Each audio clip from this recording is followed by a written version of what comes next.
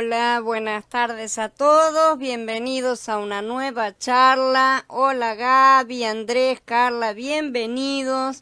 Vamos a dar comienzo a la charla número 17 de este caminar por Shemot, el libro de Éxodo.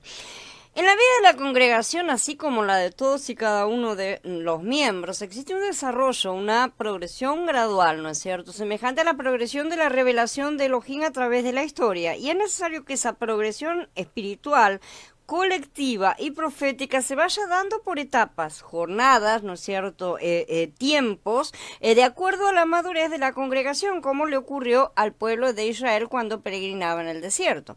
Para Elohim todo tiene su tiempo. Estas cosas sucedieron como ejemplos para nosotros, para que no codiciemos lo malo como lo codiciaron ellos. Estas cosas les sucedieron como escarmiento y se registraron como una advertencia para nosotros que vivimos en el fin de los siglos, dice Corinthians Aleph en el capítulo 10. Aquí el apóstol Shaul declara algo muy importante, refiriéndose a cuando el pueblo hebreo peregrinaba en el desierto. A su salida de Egipto cruzaron el mar de juncos y luego experimentaron una serie de pruebas, ¿no es cierto? En el contexto inmediato de la lectura bíblica aparece en estos en el pasuquín desde el 6 al 11 la siguiente expresión: estas cosas, esto se refiere a todo lo que pasó el pueblo de Israel en su peregrinación, ¿no es cierto?, sucedieron como ejemplo. No es solamente como historia que estamos leyendo, ¿sí?, sino como ejemplo para nosotros. Esto fue registrado como un ejemplo para que no codiciemos ni pequemos como ellos pecaron, no se nos dice también. Pero después también agrega que estas cosas le sucedieron como escarmiento, o sea que como un castigo, ¿no es cierto?, por sus continuas desobediencias, y además dice que se registraron como una advertencia para nosotros. Acá tenemos 3 puntos. Shaul afirma que todas las jornadas de los hijos de Israel en el desierto son un ejemplo para nosotros de lo que también tenemos que vivir en nuestro propio desierto, ¿no es cierto?, en nuestro propio camino. Un posible escarmiento, es decir, que seremos castigados como ellos si desobedecemos de la misma manera, ¿no es cierto? También en ese sentido es un ejemplo y por lo tanto también una advertencia, ¿sí?, para que no creamos que esto antes era así, pero ahora hacemos lo que queremos, ¿no es cierto?, sino que es justamente para nosotros. Lo que aconteció con Israel en sus viajes en el desierto no era solamente para que lo conozcamos y digamos, bueno, ellos pasaron por el desierto, pero esto no tiene nada que ver conmigo, yo estoy ahora en la ciudad, no tiene nada que ver. No, al contrario, sino que providencialmente el Adón estaba diciendo que aquellas jornadas se producían como ejemplo para nosotros, justamente. Él estaba pintando un cuadro, recordamos, ¿no es cierto?, ayer como hoy. No pensemos que lo que pasamos hoy no está siendo pintado, está siendo pintado para las futuras generaciones, así que miremos bien cómo salimos en la foto. Las jornadas en el desierto de Israel, la salida de Egipto, el cruce del mar de Junco, todas las jornadas, todo el resto del camino, ¿sí?, fueron vividas por ellos como un ejemplo para nosotros. Romanillín en el capítulo 5 dice algo similar, porque las cosas que se escribieron antes para nuestra enseñanza se escribieron a fin de que por la paciencia y la consolación de las escrituras tengamos esperanza. Así que con este preámbulo vamos a hacer una larga lectura que al principio sonará extraña. No va a ser tan larga porque yo la voy a cortar, no la voy a leer toda, pero les recomiendo que la hagan completa, ¿sí? Al principio esta lectura puede sonar extraña, pero todos estos acontecimientos y nombres tienen significado y los vamos a ir estudiando. No vamos a entrar hoy en todos los significados, obviamente, porque es mucho, ¿no es cierto? Solamente vamos a entrar en los primarios, los más básicos. Esto es una introducción general, por así decir. Moshe, por inspiración del Ruach, resumió las jornadas que aparecen a lo largo del libro de Shemot en una lista que encontramos en el libro de Bamidbar, ¿sí?, en el capítulo 33. Es una larguísima lista y empieza diciendo: los israelitas salieron de Ramesés y acamparon en Sucot. Salieron de Sucot y acamparon en Etam, que queda a la orilla del desierto. Salieron de Etam y se volvieron hacia Pi-Hairot, que queda frente a Baal Zephón, y acamparon frente a Migdol. Y así sigue, no lo voy a leer todo el capítulo porque llega hasta el 49, el pasuk 49, ¿no? Continúa nombrando una por una las 42 jornadas del desierto con sus entradas y sus salidas, todo en orden, ¿no es cierto? Estas las mismas están relatadas en el libro de Shemot, ¿no es cierto?, en su gran mayoría, pero acá están resumidas justamente para tenerlas una al lado de la otra. Hola Jorge, bienvenido. Entonces, a primera vista parecen una lectura bastante rara, bastante aburrida y para la mayoría será sin importancia, pero tengamos en cuenta que fueron inspirados por el Ruach HaKodesh y que están escritos para amonestarnos a nosotros, como dice Shaul, ¿no es cierto? Fueron escritos para que nos demos cuenta que las cosas no son tan rápidas ni tan fáciles, sino que tienen su larga peregrinación. Estas son las jornadas, dicen. Algunas versiones traducen marchas, otras ponen etapas, estaciones, viajes, partidas. Hay muchas versiones, ¿no es cierto? La palabra hebrea es masá, que viene del verbo nasá, con N, que es el mismo que precisamente aparece una y otra vez en esta lista para indicar que salieron de un lugar al otro, ¿no es cierto? En este sentido, todas las traducciones son parcialmente correctas, ¿sí? Desde que comprendamos que una jornada no se refiere a un simple día, como es una traducción, una acepción de la palabra jornada no como día, sino como una jornada de viaje, independientemente de la duración del mismo. Puede ser una jornada de varios días o una jornada de un día y nada más, ¿sí?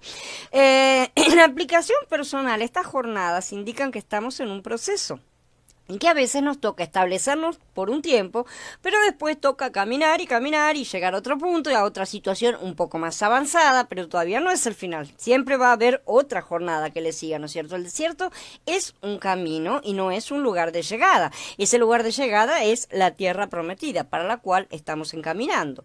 Estas son las jornadas de los israelitas que salieron de la tierra de Mitzrayim, tropa por tropa, a cargo de Moshe y Aarón.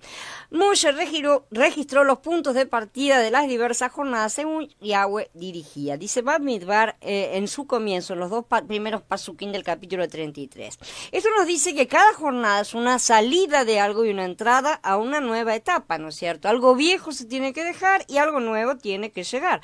Ramsés era una de las ciudades donde ellos estaban esclavizados, haciendo y cargando ladrillos y estaban oprimidos por Faraón, ¿no es cierto? Y ahí comenzaron las jornadas. Como esta jornada se refiere a la salida en Egipto en sí, ya lo hemos estudiado en las últimas dos charlas, no vamos a tomarla como una jornada en sí, porque ya hemos hablado acerca de la misma, ¿no es cierto?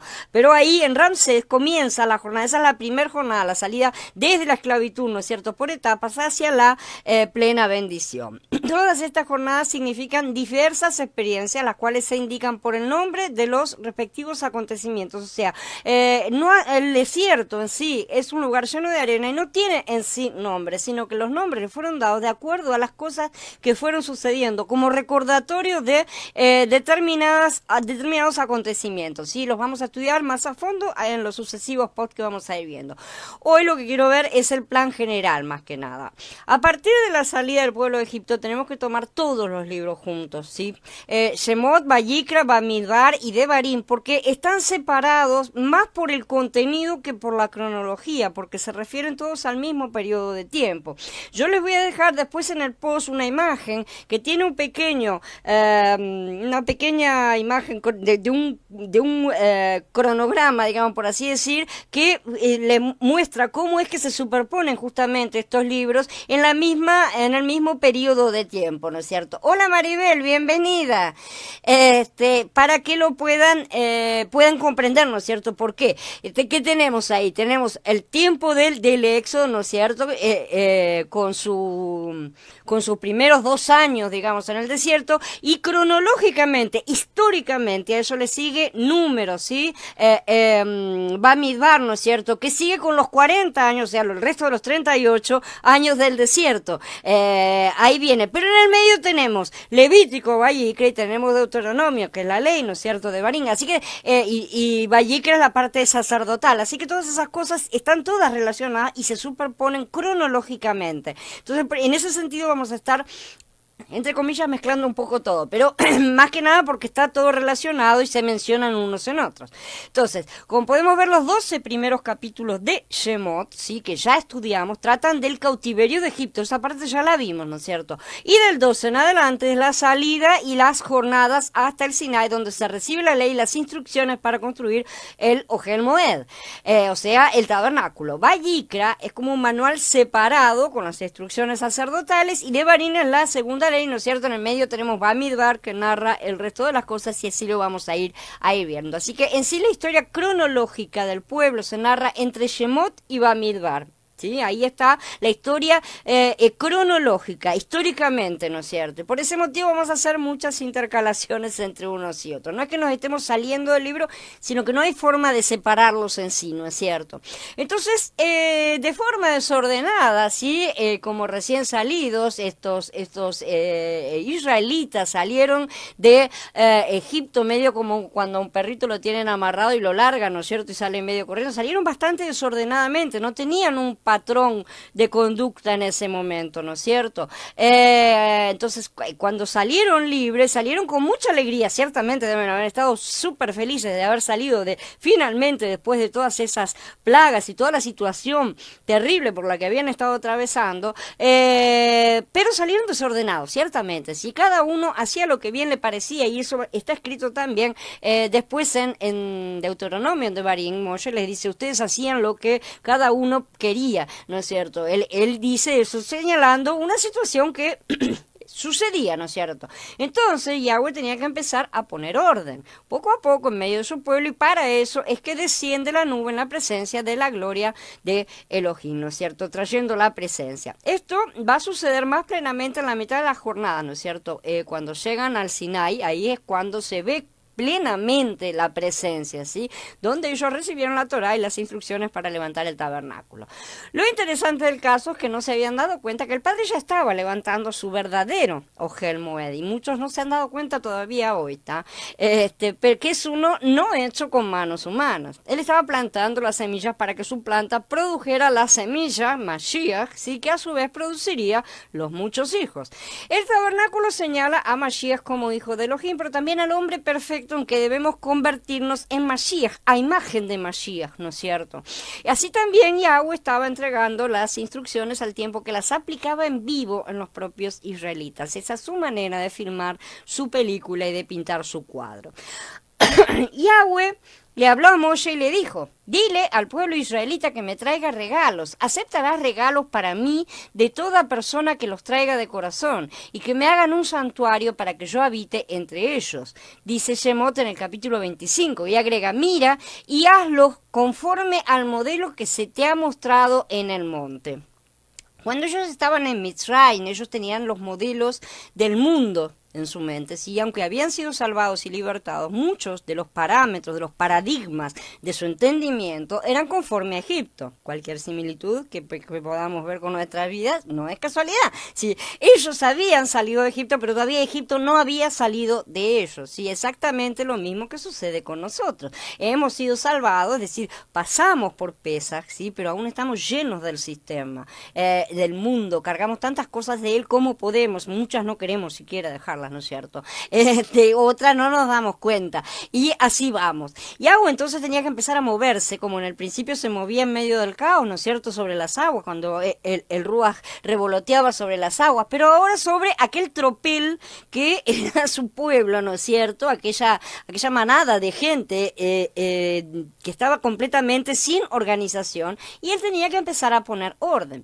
Entonces empezaron las jornadas para exponer lo que todos y cada uno tenía en su interior, y para que se dispusieran a ser purificados. Y empezó a decirles que debían erigirles un santuario, erigirle a él un santuario, un tabernáculo, ¿no es cierto? Después empieza la dona a decir cómo había que servir coordinadamente, sí, alrededor de ese santuario único, porque dice en Devarim después, ustedes no deben actuar de ningún modo como actuamos ahora aquí, cada cual como le parece, porque todavía no han llegado al refugio asignado que Yahweh su Elohim les está dando. Y esto fue dicho en Devarim, cuando ya había pasado bastante tiempo, y todavía seguirán haciendo lo que a cada uno le parecía. Entonces la cosa es que cuando entraran en la tierra que Yahweh juró a los padres, harán esto, harán aquello, harán todo lo que está aquí escrito, ¿no es cierto? Y lo van a aplicar de verdad, derribarán esto, derribarán aquello, pero levantarán esto en el nombre del Adón. O sea, todas las especificaciones que fueron siendo dadas, el Adón, él mismo va a establecer un lugar y pondrá su nombre en ese lugar. Allí van a acudir a ese nombre nombre, ese lugar es el que tienen que buscar, ¿no es cierto? Y es ahí donde van a ofrecer los holocaustos, y cuidado con hacer como hacen los demás, ¿no es cierto? No imitarán a todos los demás. Entonces ellos en Egipto estaban acostumbrados a hacer las cosas a la manera de ellos, pero el Ruach de Elohim, que se movía también sobre su pueblo, empezaba etapa tras etapa, jornada tras jornada, ¿no es cierto?, pisada tras pisada, a enseñarle a su pueblo cómo era que iban a tomar la tierra, exactamente.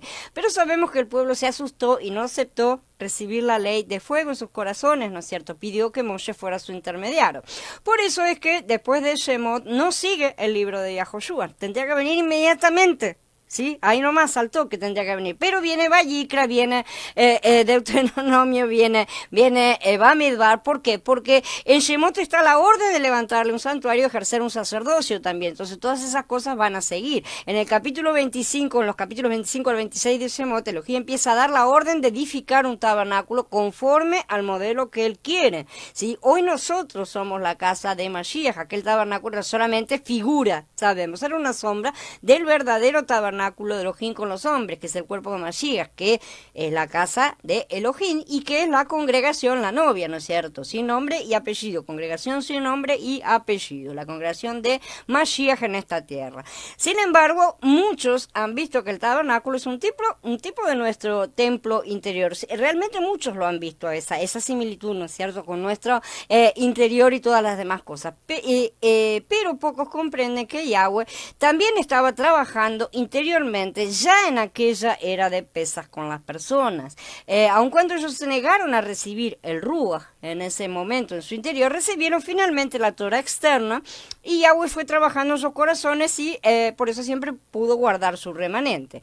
De la misma manera, nosotros hoy estamos nuevamente en Mitzrayim, que es el mundo, ¿no es cierto? El sistema satánico que nos ha esclavizado con sus mentiras, que la democracia, que el trabajo con salario, que las escuelas públicas, que esto y que aquello, ¿no es cierto?, que diviértanse con este entretenimiento, vayan a mirar aquel deporte, miren qué linda la TV y todas esas cosas, ¿no es cierto? Todos beneficios, entre comillas, que solo benefician a Hasatán finalmente porque nos apartan y nos distraen de lo único que realmente importa a los hijos de Yahweh, que es servirlo.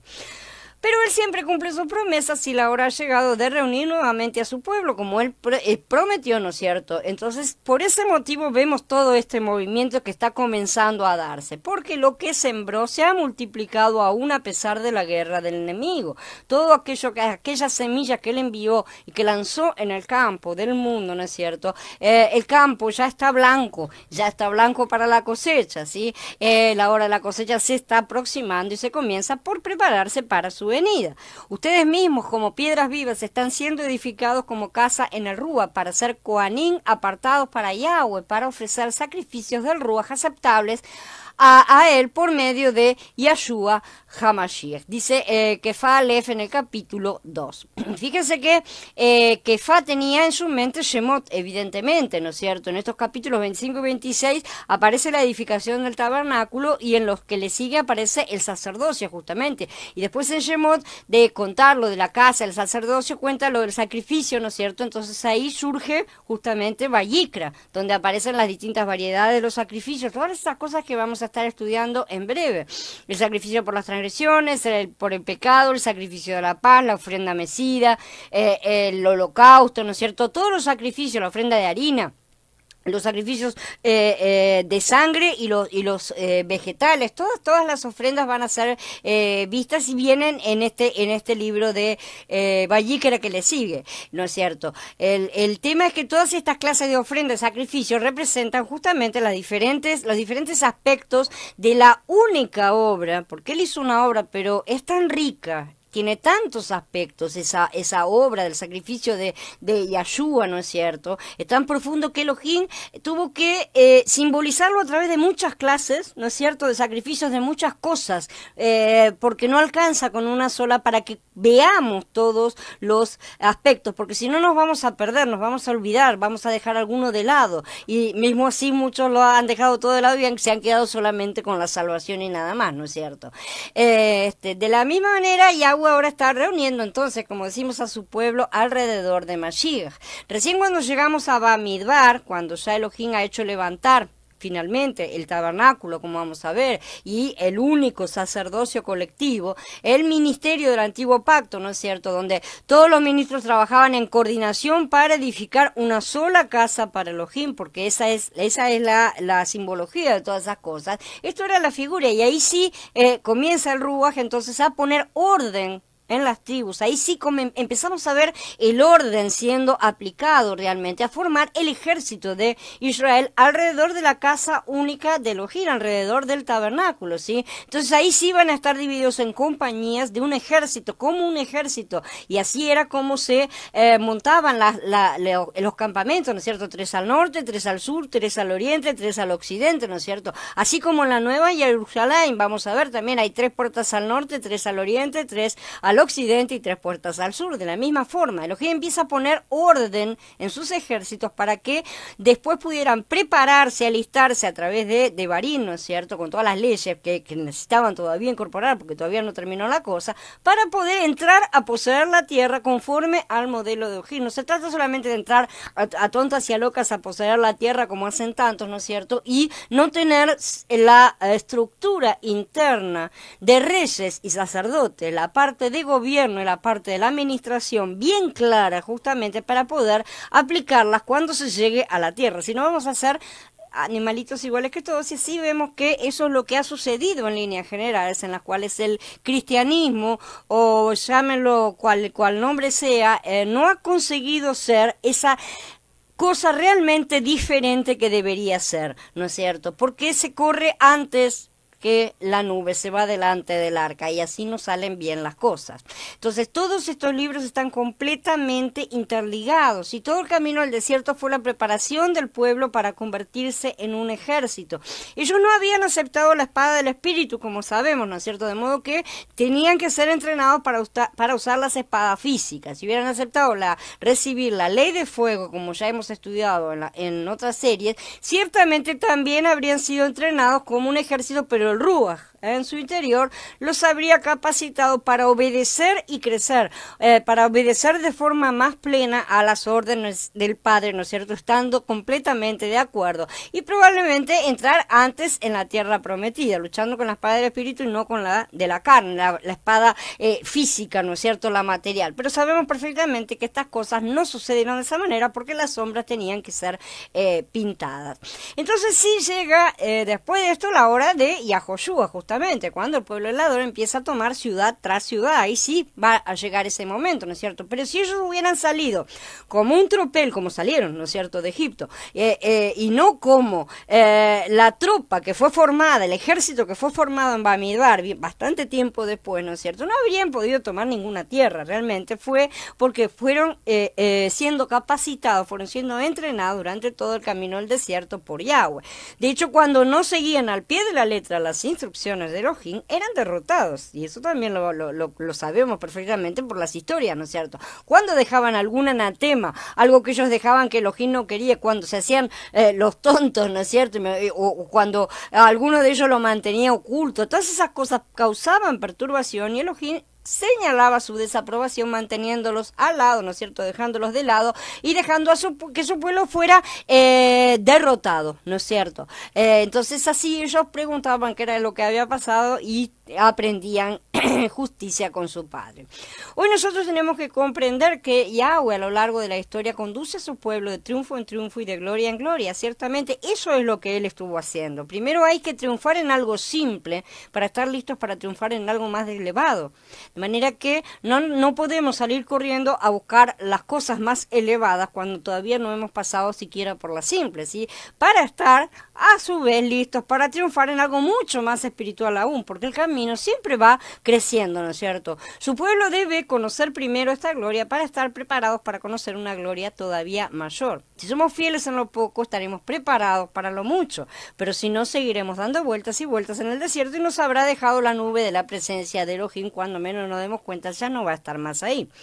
Es normal que un niño de 1 año ensucie los pañales, ¿no es cierto? Se le permite que lo haga hasta los 2 años inclusive, pero a partir de los 2 años el niño ya tiene que aprender a controlar los esfínteres, ¿no es cierto? Porque después ya es problemático. Y lo que se le podía permitir al niño cuando tenía 1 año, no se le permite al muchacho cuando tiene 7 años, evidentemente, ¿no es cierto? Mucho menos cuando tiene 15 o 30.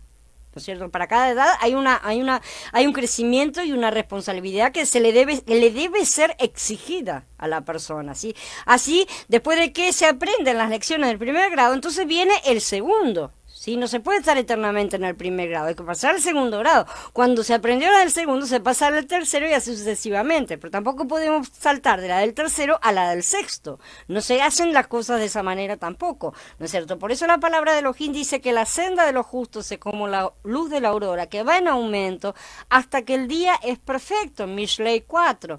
La senda de los justos es el camino y el camino es Yahshua, ¿no es cierto? Ese Yahshua que ha sido comprendido, que va siendo comprendido y conocido y asimilado por la congregación a través del camino, o sea, a medida que él se va formando en su pueblo y conduciéndolo a su pueblo de triunfo en triunfo y de gloria en gloria.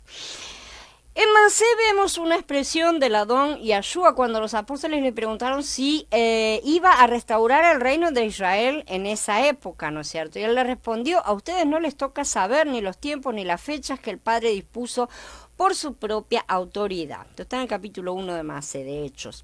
La palabra que aquí se traduce como fechas, que en otras traducciones aparece como sazones y otras traducciones varias, ¿no es cierto? Es kairos, ¿sí? La cual la Septuaginta traduce en el hebreo como muedim, ¿no es cierto? En el hebreo sería muedim, las veces que aparece como muedim en el hebreo, la Septuaginta la tradujo como kairos, que son las fechas que marcan acontecimientos en el calendario hebreo, ¿no es cierto? Porque estamos refiriéndonos a cosas hebreas.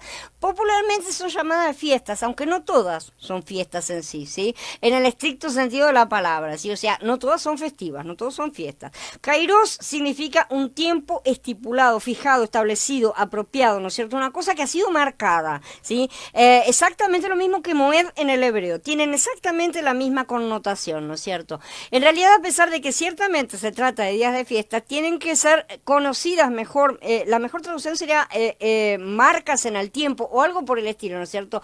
Tiempos señalados, por ejemplo, ha sido una de las traducciones que se ajustan un poco más a esta definición, ¿sí? Días marcados que nos están recordando aspectos diferentes de la obra de Mashiach, ¿no es cierto? Son señales en el tiempo que Yahweh ha dejado para que todos los que tenemos ojos veamos, ¿no es cierto?, para ver su gracia.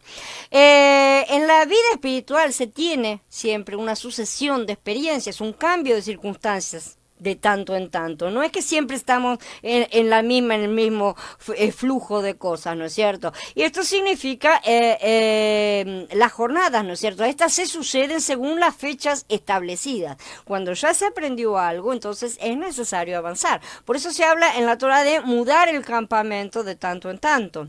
Cuando Elohim juzga que ya se aprendió una lección, ve que es la fecha, ¿no es cierto?, para comenzar a aprender otra. Entonces se muda el campamento y comienza otra jornada. Se avanza poco a poco, no podemos estar siempre en lo mismo, como ya dijimos. En Oshea se nos dice que Efraín era como una torta no volteada, es decir, muy cocinada por un lado, pero cruda por el otro lado. Esa era la imagen que transmitía esa metáfora, ¿no es cierto? A veces pasamos años en lo mismo y la cara de la torta, una cara ya está recontra quemada, está negra de quemada, y sin embargo del otro lado hay cosas que Elohim todavía quiere que veamos y están recontra crudas del otro lado porque la torta no ha sido volteada. Es por eso que llega el punto en el que Yahweh decide voltear la torta, ¿no es cierto? Y cuando la voltea, ¿sí? Cambiar a nuevas circunstancias y enseñarnos nuevas lecciones. Y el Meyán, en el capítulo 48, nos dice que Moab estuvo siempre reposado y no fue trasvasado de vaso en vaso, ¿no es cierto? Por eso quedó su olor en él y su sabor no cambió. Está haciendo una metáfora, obviamente, ¿no es cierto? Hay personas de mucho tiempo en las congregaciones, ¿no es cierto?, que siguen siendo niños en Mashiach y no han madurado. Por eso Elohim dice a Moab que le enviará trasvasadores, ¿no es cierto?, que son los que pasan de un vaso a otro vaso, ¿sí?, que van a romper sus odres y lo van a vaciar, lo van a pasar de un odre a otro, porque solamente así podrá madurar. Los odres viejos no sirven para el vino nuevo. nuevo, sabemos, ¿no es cierto? Las viejas estructuras eclesiásticas amordazan al Ruaj. Por eso el Adón, para poder dar vino nuevo a su pueblo, se ve precisado a romper los odres viejos y trasvasar a su pueblo hacia nuevas experiencias más profundas. Esos son los sacudones, por así decir, que normalmente nosotros llamamos que son cosas terribles que nos suceden, y sin embargo son cosas que el Padre organiza para que salgamos de algo que ya estaba e iniciemos una cosa nueva. Entonces, esta es ya la hora para que muchos creyentes en los que sus odres van a ser rotos, ¿sí? Se van a romper, su campamento va a mudar, van a salir de estaciones viejas donde han estado estancados y van a comenzar una nueva jornada con la torta volteada para no quedar crudos en todas aquellas cosas, ¿no es cierto?, que Elohim todavía no ha transformado completamente. Nuestro Yahweh es el Elohim de las jornadas realmente, y lo hace así con su pueblo para madurarlo y darle el sabor y el olor de Mashiach, ¿sí? Como si fuera realmente una torta a la que se le da vuelta, ¿no es cierto? Y eso lo lleva hasta que el día sea perfecto. Y de esta manera Efraín ya está comenzando el camino de regreso a casa, porque Efraín también por ese motivo está siendo dado vuelta, está siendo volteado, porque estaba completamente crudo de un lado y completamente quemado del otro. Yo no puedo referirme al camino de Yahudá, porque no es el ministerio que me ha sido ordenado, no es el ministerio que nos ha sido ordenado en este momento, porque no hemos sido colocados en Yahudá de nacimiento para poder ocuparnos de esas cosas, ¿sí? Ellos deben ocuparse de esa casa, ¿sí? Porque aún no se han reunido ambas, lo van a hacer en breve, como sabemos, y hoy hay que recomenzar a prepararse y encaminarse para llegar al punto de reunión. Mi camino, como el de ustedes, es el de Efraín, ¿no es cierto?, de regreso a Israel y no a Yahudá. No tenemos que regresar a Yahudá y mucho menos a los malos higos edomitas, ¿no es cierto? Así que el que tenga oídos que oiga lo que el Ruach dice. La sombra de las cosas verdaderas.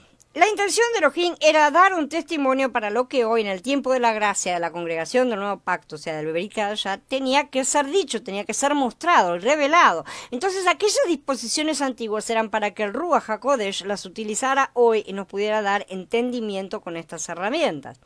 Unos pasukim más adelante, en el 9 específicamente, dice, lo cual es símbolo para el tiempo presente. Esto lo dice Shaul en aquellos tiempos, ¿no es cierto? Estas cosas acontecieron como ejemplo, entonces, y dice que también son figuras, símbolos, ¿no es cierto? En el pasuk 23 de Ibrim dice, en el capítulo 9 dice, entonces así fue como el modelo de las cosas celestiales fueron purificadas, pero las cosas celestiales en sí mismas requieren mejores sacrificios que estos.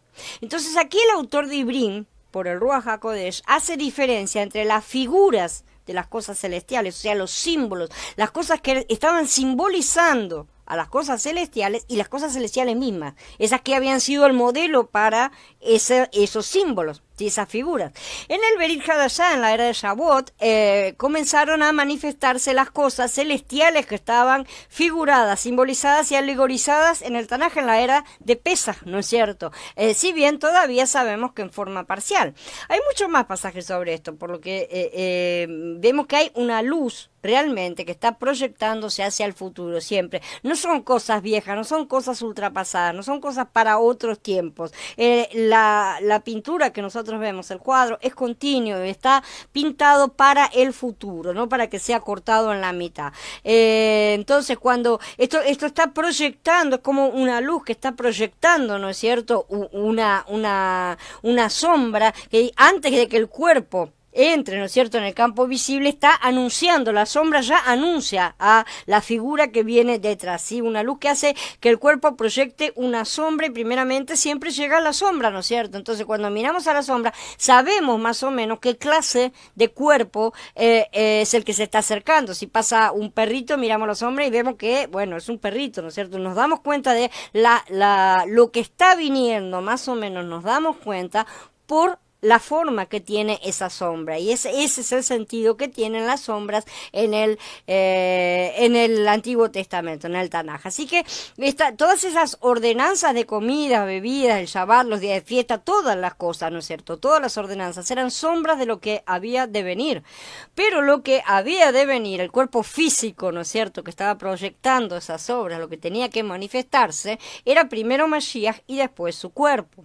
Así como la era de Pesach fue la gestación del bebé Mashiach, ¿no es cierto?, que su nacimiento dio paso a la era de Shavuot, con el derramamiento del Ruach HaKodesh, ¿no es cierto? Esa era en la cual es la gestación de la novia, que es el cuerpo de Mashiach, justamente. El nacimiento de la novia a través de los vencedores de la primera resurrección dará comienzo a la era de Sukkot. Y finalmente todo el resto de la novia nacerá al final. Todas las fiestas son símbolos de Mashiach y hoy deben ser incorporadas justamente al cuerpo como parte nuestra, porque nosotros somos la sombra de Mashiach por ahora. Así como mañana, cuando todo sea consumado, seremos la manifestación de su gloria, como Él es la manifestación de la gloria del Padre. ¿Sí? Esto no quiere decir guardarlas como los hombres creen, insistiendo en comportarse como bebés otra vez, volver a la parte de atrás como en la época de las sombras. ¿Sí? El Padre pintó un cuadro a través de la historia, a través de sus fiestas, para mostrarnos la maravilla de su plan completo, y eso es lo que deberíamos ya haber aprendido. Pero la era de Shavuot es una etapa con levadura, ya lo sabemos, ¿no es cierto?, de manera que no fue muy superior a la era de Pesach realmente. Ahora que nos preparamos para entrar a la era de Sukkot, tenemos que comprender que lo que se debe guardar de la fiesta no es la forma, sino el contenido. Esa es la parte importante, que es mucho más importante comprender el mensaje y el plan del Padre que encender velas o ritualizar comidas en sí. Si las fiestas hablan de Mashiach, ocupémonos de Mashiach, no de las fiestas, y dejamos de lado el resto de las cosas. Por eso el Padre dijo, misericordia quiero y no sacrificios. Dejen de hacer las cosas de afuera y ocúpense de las cosas de adentro. Vivamos a Mashiach y ministrémonos plenamente al mundo. Hoy estamos entonces casi saliendo de la era de Shavuot y la mayoría lamentablemente continúa aún creyendo que ya están viviendo la realidad de aquellas sombras, ¿sí?, como ya estuvieran en plenitud, cuando el nuevo pacto simplemente ha establecido una nueva promesa, como lo dice, después de encerrar el pacto del Sinai para liberación de todos. Pero esa liberación solo se hace efectiva cuando la persona entra en el nuevo pacto, ¿no es cierto? La primera venida de Yahshua estableció el cumplimiento, la consumación de aquella promesa, pero ni nosotros ni los creyentes desde su resurrección hasta la actualidad, ¿sí?, hemos recibido aún la realidad de esa promesa. Solo recibimos el Ruach como sello de la promesa, como garantía, ¿no es cierto?, que es lo que nos asegura que recibiremos nuestra herencia. La palabra es clarísima, no miente, dice en Efesios 1, además ustedes que oyeron el mensaje de la verdad, las buenas noticias que ofrecen salvación y ponen su confianza en el Mashiach, fueron sellados por él con la promesa del Ruach HaKodesh, quien garantiza nuestra herencia hasta que tengamos posesión de ella y así darle la alabanza que corresponda con su gloria. Entonces nosotros aún continuamos en la sombra, ¿no es cierto? Aunque estamos saliendo de la segunda etapa de la sombra ya. Shavuot también es una etapa de sombra, ciertamente, sí, pero tiene una gracia como consuelo, ¿no es cierto?, la entrega parcial del Ruach. Aunque las sombras de Shavuot son diferentes de las de Pesach, porque se basan en el cumplimiento de las sombras de Pesach justamente, todavía aún así son sombras, es una parcialidad y no es la totalidad. Sukkot también será otra etapa que tendrá sus sombras, ya que la plenitud solo será recibida por un pequeño grupo de primicias, y para el resto seguirá siendo sombras hasta que llegue el final en el cual todos reciban esa plenitud, ¿sí? Solo ellos los vencedores van a tener la experiencia plena en el primer momento, pero el resto van a tener todavía las sombras parciales. Pero, y Elohim habló por medio de sombras, entonces primero, porque los israelitas se negaron a escuchar su voz en medio del fuego, y después para que nosotros, como dice, los que hemos alcanzado los fines de los tiempos, dijo Shaul, ¿no es cierto?, desde él hasta hoy, obviamente, tuviéramos las herramientas para poder entenderlo, para poder comprender y tener una comprensión de todo el plan. Él siempre quiso que todos usáramos el Tanaj para comprender su figura, sus sombras, como el mismo Adón Yahshua hizo, ¿no es cierto?, y no que lo dividieran en dos mitades incompletas. Él nunca pretendió que eso sucediera, que dividieran su palabra, ¿sí?, pero pero se ha pagado un duro precio por actuar con soberbia al determinar qué dice o qué no dice Elohim, como si los hombres pudieran determinar dónde empieza y dónde termina su mensaje. Hay diferentes maneras, digamos, dos principales de leer el Tanaj. En la segunda carta de Corintios, en el capítulo 3, dice el apóstol Shaul que algunos cuando leen la antigua alianza la leen con un velo sobre su entendimiento. Pero hay otra manera de leerla, obviamente, sin el velo, y es lo que dice el apóstol Shaul. Así que ya que tenemos tal esperanza, actuamos con mucha confianza, no como Moshe, que se puso un velo en el rostro para que los hijos de Israel no se fijaran en el fin de aquello que era pasajero. Pero sus mentes quedaron embotadas, porque hasta el día de hoy, cuando leen la antigua alianza, el mismo velo sigue puesto, porque solo se quita por medio del Mashiach. Aún hasta el día de hoy, cada vez que leen a Moshe, el velo está puesto sobre la mente de ellos. Pero cuando se conviertan al Adón, se les quitará el velo. Esto está en Corintios en el capítulo 3. La cosa era que Moshe no quería que se quedaran atrapados de las cosas que eran pasajeros, es decir, que las cosas que eran las sombras, ¿no es cierto? Pero lamentablemente sabemos que fue exactamente lo que ocurrió, y lo que ocurría en tiempos de los apóstoles también, ¿sí? Y lo que ocurre todavía hoy en nuestros días. Así que vemos que la continuidad de las cosas no se ha perdido con el tiempo. Pero ahora las personas que están en Mashiach, que tienen el Ruach, ahora pueden leer justamente detrás del velo, ¿no es cierto? Comprender el sentido espiritual, que fue la gran revelación dada en cuanto al sentido espiritual de aquella sombra, justamente, el testimonio que Elohim está figurando y señalando para continuar avanzando en este proceso de crecimiento y entender cuáles son las razones de todas estas cosas, hasta que todos alcancemos la unidad de la fe y del conocimiento del Hijo de Elohim, hasta ser un hombre de plena madurez, hasta la medida de la estatura plena de Mashiach. Esta es la finalidad de estas cosas. Lamentablemente, tantos están yendo hacia atrás en lugar de avanzar, retrocediendo asustados para no escuchar la voz de Yahweh dentro de sus corazones, como los israelitas hicieron en el Sinai. En Romanillín 16 dice: ahora al que puede hacerlo firmes, según mi buena noticia, la proclamación de Yahshua el Mashiach, y según la revelación del misterio que se ha mantenido oculto desde tiempos eternos, pero que ahora se ha manifestado, y que por medio de los escritos proféticos y según el mandamiento de Elohim eterno, se ha dado a conocer a todas las naciones para la obediencia de la fe, y continúa hablando, ¿cierto? El misterio que antes había estado oculto en Elohim es revelado en el Berij Hadashah por la predicación de Yahshua la Besorá de los apóstoles, justamente, pero con el uso del Tanaj y por mandato de Elohim. No se dejan de lado las otras cosas. Por eso dice el misterio que se ha mantenido oculto desde tiempos eternos, pero que se ha manifestado ahora. Ese ahora es el nuevo pacto, ¿no es cierto? Es la época en la que está hablando, la revelación propia del Berij Hadashah. Justamente el misterio ha sido manifestado ahora y por las escrituras de los profetas, según el mandamiento del Elohim eterno, el misterio del plan de Yahweh a través de los tiempos, a través de sus fiestas, cumpliéndose, quieran los hombres o no, evidentemente. Entendamos, que haya sido manifestado no implica que ya haya sido recibido por completo. Eso también hay que entenderlo. No se trata de que ha sido recibido por completo, sino en parte, ¿sí? Yahweh mandó que, haciendo uso de las escrituras de los profetas del Tanaj, el misterio que había sido oculto fuera manifestado a los Kadoshim para la obediencia a la fe de la Besorá, y por eso muchos de ellos creyeron justamente. Así que la predicación de Yahshua y la Besorá revelan hoy el misterio que estuvo oculto, pero haciendo uso de las escrituras de los profetas. No se puede separar unas cosas de las otras, porque si no el mensaje queda cortado, queda sin sentido, y claro, para rellenar los agujeros hay que inventar algunas cosas y salen doctrinas medio raras, ¿no es cierto?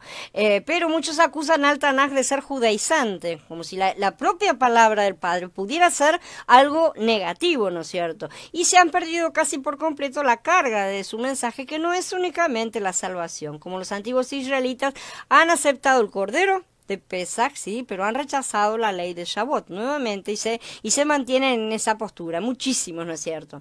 Debemos mostrar entonces a los cristianos que no estamos leyendo el Tanaj para someter legalistamente a los hermanos a la ley como si esta fuera el medio de salvación, que eso sería así realmente algo judaizante, ¿sí? La salvación ya la hemos recibido todos por medio de Mashiach, pero tampoco la hemos descartado a la ley o al Tanaj, ¿no es cierto?, como una cosa vieja, una cosa abolida, ¿sí? sino que usamos la Torá para discernir el ejemplo, la sombra, la figura, ¿no es cierto?, la alegoría, que todas esas cosas apuntan justamente a Mashiach. Todas esas sombras son la sombra de Mashiach mismo. Todo eso se escribió para nosotros, dijo Shaul. No veo motivos para no comprender que él hablaba como un creyente pentecostal a otros pentecostales, y nosotros somos también pentecostales dentro de esa misma idea. ¿Sí? Todo se escribió para nosotros. Shaul en aquella época y para nosotros también. Si aceptamos el resto de las palabras de Shaul, ¿por qué no aceptamos estas? Aquellas cosas antiguas fueron escritas para nosotros, no podemos dejarlas de lado y decir que fueron abolidas. Entonces, ahora nos dice la palabra del Adón que Yahweh comenzó a entrenar a su pueblo cuando su pueblo era esclavo en Egipto y fue libertado a través de Pesaj, ¿no es cierto?, a través de la muerte del cordero, del derramamiento de su sangre, la cobertura de la sangre y todas esas cosas, comer los panes ácidos y todo eso, y de esa manera comenzó la salida de Mitzrayim, pero salieron completamente desordenados, y la cosa es que se debe llegar a esa organización, ¿no es cierto?, del ejército, y ahí vamos a empezar a ver todas las partes del entrenamiento. Las jornadas y las lecciones del Adón. Como dijimos en el libro de Bamidbar, tenemos una lista de 42 jornadas que son todas las entradas y salidas de los israelitas en el desierto. Estas jornadas o marchas fueron sucediendo a lo largo de Shemot, Vayikra y Bamidbar. Están registradas en esos libros, ¿sí? Entonces, en el capítulo 33 de Bamidbar podemos ver que Elohim mandó a Moshe que escribiera las jornadas del pueblo de Israel. O sea que la intención de Elohim no era que aquellas lecciones se perdieran o quedaran desparramadas a lo largo del otro libro, ¿no es cierto? Que se perdieran como ellos, muchos de ellos se perdieron en el desierto y cayeron y murieron, sí, para quedar postrados ahí. La intención de Yahweh era que se escribieran para amonestarnos a nosotros. Por eso dice, estas son las etapas en el viaje de los hijos de Israel cuando salieron de la tierra de Mitzrayim, divididos en grupos bajo el liderazgo de Moshe y Aarón. Moshe escribió cada una de las etapas de su viaje por orden de Yahweh, ¿sí? Y ahí empieza a enumerarlas. Durante su viaje por el desierto, constantemente el pueblo estaba saliendo y llegando y acampando.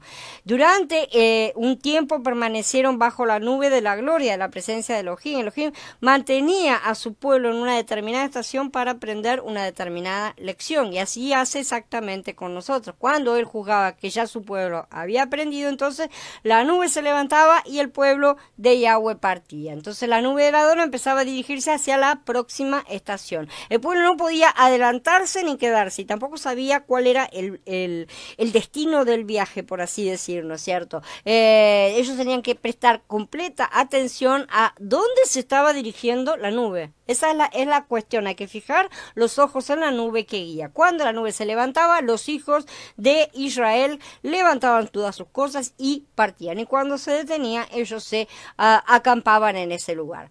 Es Yahweh mismo el que conoce los tiempos de su pueblo, ¿sí? Una vez los apóstoles, cuando resucitó el Adón Yahshua, y lo dice el capítulo 1 del libro de Hechos, ¿no es cierto?, en Maasé, le preguntaron al Adón si iba a restaurar el reino en ese tiempo, ¿no es cierto? Y él les respondió, a ustedes no les toca saber ni los tiempos ni las fechas que el Padre dispuso para su propia autoridad. La palabra para tiempos, acá, sí, a ustedes no les toca saber ni los tiempos, es cronos. ¿Sí? Que se refiere al tiempo en sí, el tiempo, como tiempo, un lapso de tiempo, ¿no es cierto?, el que medimos con nuestros relojes, vamos así decir. Pero la palabra para fechas, que algunas traducciones vuelven a usar sazones o épocas, ¿no es cierto?, es la misma kairos que ya mencionamos antes, ¿no es cierto?, que dijimos que es la traducción exacta de moed, o moedín en plural, ¿no es cierto?, un tiempo determinado, un tiempo marcado. La Septuaginta utiliza kairos justamente en esta traducción. Las moedín ya dijimos que son mal traducidas como fiestas porque aunque muchas veces se señala fiestas, no siempre son festivas, y por eso es mejor decir tiempos marcados. Así que ningún hombre, no es ningún hombre el que dice cuándo el pueblo parte y hasta cuándo se queda en una situación, ¿no es cierto? Los hombres no les toca saber ni los tiempos ni las fechas determinadas, nada relacionado con esas cosas le toca saber a los hombres. Esas son las cuestiones que vienen del Padre mismo, y que es Él el que las maneja, ¿no es cierto? No es cosa nuestra decir hasta cuándo me toca eso, ¿no es cierto? Como normalmente hacemos cuando estamos en una situación negativa y preguntamos hasta cuándo estaremos en ella.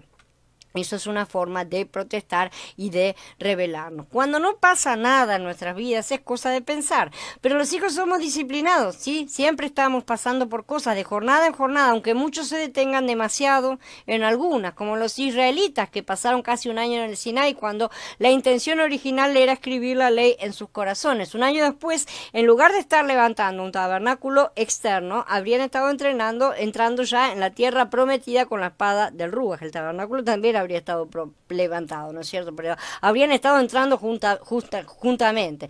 Cuando nos resistimos y rechazamos su toque es para nuestro mal y no es para nuestro bien, de manera que necesitamos hacer de tripas corazón, por así decir, ¿no es cierto? Porque la carne siempre protesta y manejarnos, seguir avanzando en el Ruach. Lo que siempre nos traba de avanzar es el miedo, como ya sabemos, de manera que necesitamos superarlo. Así, Elohim nos lleva de una situación a otra, enseñándonos una lección tras otra, porque estamos en las manos de Yahweh y nadie ni nada nos arrebatará de sus manos. Pero en sus manos aprendemos una serie de lecciones y ninguno de nosotros es el que dice cuándo empieza y cuándo termina, ¿sí? Nosotros no sabemos, la torta no sabe en qué momento está cocida, ¿no es cierto? Es Elohim el que levanta la nube cuando Él quiere. Y ahí es cuando nos levantamos y vamos a una nueva cosa. Así que estos pasuquín que hemos leído deben hacernos pensar mucho en nuestra propia vida. Realmente, a veces parece que el fuego está muy bajo, que el pollo está crudo, ¿no es cierto? Pero de pronto se va calentando y de repente parece que se calienta mucho, parece que se va a quemar todo, ¿no es cierto? Y nos empezamos a poner a desesperar y a ponernos locos. Pero antes de que se queme, el Adón nos sube y nos consuela y de repente nos deja más calmados y nos muestra las cosas. Y es para que aprendamos. Algo tuvimos que estar aprendiendo. Si no conseguimos aprenderlo, volveremos a pasar por el fuego y volveremos a subir después nuevamente. Así que el Adón sabe lo que él está cocinando y yo no creo que haya mejor cocinero que nuestro Abacadosh, porque a él nunca se le han quemado las tortas. El que comenzó en nosotros la buena obra la perfeccionará hasta el día de Yeshua. Entonces, salieron de Ramesés en el primer mes, el día 15 del mes. Fue el día después de la ofrenda de pesas que los israelitas salieron desafiantemente a plena vista de todos los misritas. Esta es la salida, ¿no es cierto?, que ya hemos estudiado en buena medida, solamente la vamos a pasar por encima. Lo que es importante de ver es que salieron el día 15 del primer mes, ¿no es cierto?, porque ese fue el mes que fue designado como primero, el mes de Aviv, ¿sí? La primera jornada, entonces, es en sí misma la salida de Egipto, ¿sí? Para que podamos entender y sacar provecho de las próximas jornadas, que con la ayuda del Adón vamos a considerar cada una en su momento, y tenemos que tratar de comprender de una manera más amplia, no superficial, lo que significa haber estado en Ramsés, porque es la primer parte y es la fuente de la cual se ha salido y la fuente que ha provisto de todas las cosas que van a ir cayendo en el desierto, ¿sí? Todas esas cosas que van a ir cayendo justamente han salido de aquella fuente, ¿no es cierto? A veces cuando no tenemos conciencia del lugar en el cual estábamos, entonces tampoco tenemos conciencia de lo que significa salir de allí. Muchas veces eso le pasa a la gente, cuando a la gente le decimos hay que salir del sistema y la gente se queda mirando así como diciendo, pero ¿y qué es salir del sistema?, ¿no es cierto? O sea, no tienen ni la menor idea porque no han visto aún todo lo malo que tiene todo el sistema, ¿no es cierto? En el capítulo 33 de Bamidbar, entonces nos dice que los israelitas salieron de la tierra de Misraim por sus ejércitos o tropa por tropa, depende de las traducciones, ¿no es cierto?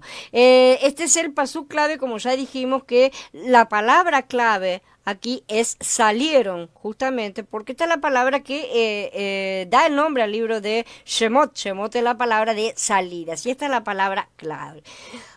Ahora vamos a hablar de la redención corporativa, justamente, que es lo que se hace en esta salida.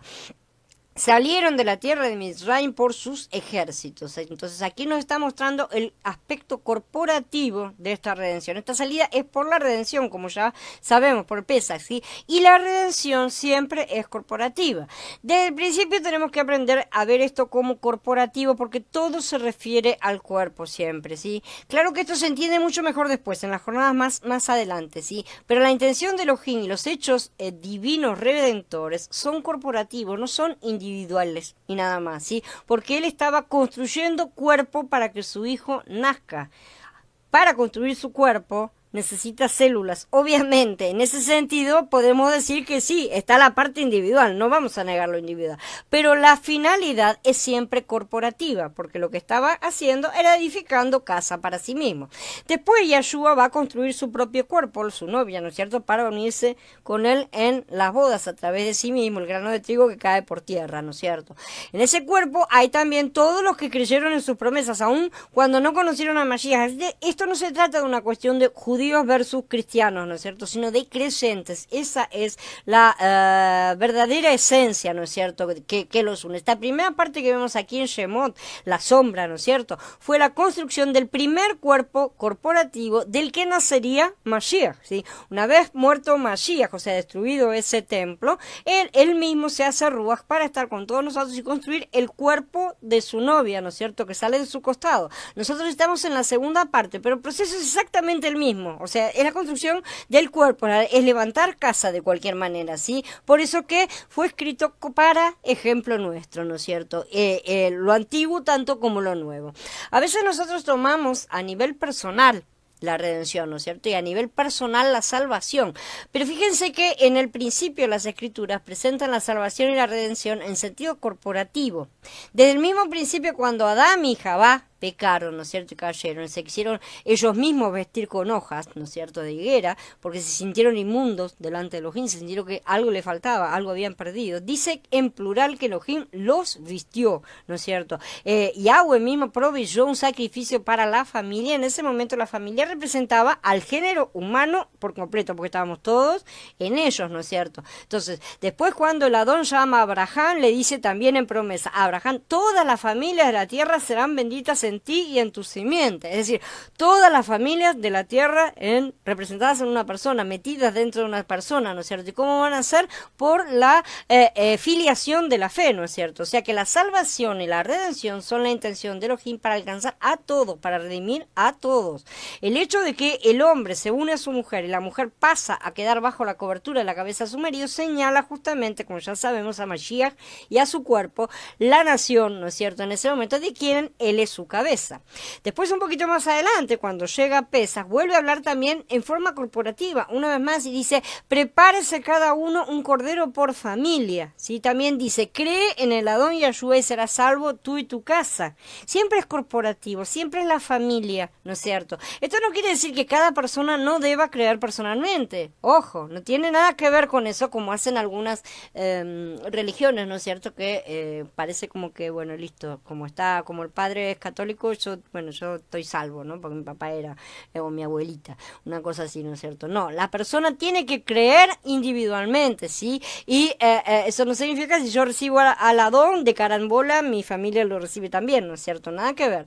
Entonces, cada uno tiene que recibirlo por sí mismo. Pero el Adón hizo una promesa de que si nosotros creemos en Yahshua HaMashiach, él incluirá a los nuestros. Y eso es una promesa firme, ¿sí? Aunque cada uno de ellos debe recibir de forma personal, va a tener que hacer su acto, por así decir, ¿no es cierto? Porque la intención del Adón es salvar familias, ¿sí? Clanes, tribus, grupos, naciones, cosas corporativas, no cosas individuales y nada más, ¿sí? No individuos separados. Es obvio que los grupos, las familias, se componen de personas individuales, ya lo sabemos, ¿no es cierto? Pero solo cuando funcionan de manera grupal pueden alcanzar el nivel corporativo, que es la meta, porque es el cuerpo.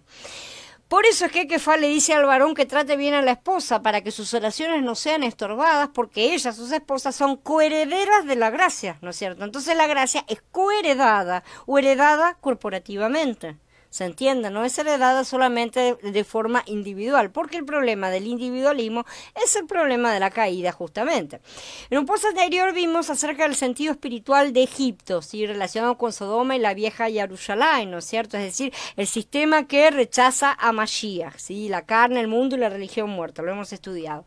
Salir de Mitzrayim significa salir de un sistema de esclavitud que representa muchas cosas negativas que nosotros teníamos en el mundo, ¿no es cierto? Si pensamos que solamente teníamos algunos pecaditos, no estamos realmente entendiendo qué significa Ramesés, ni qué es estar vendidos a la esclavitud.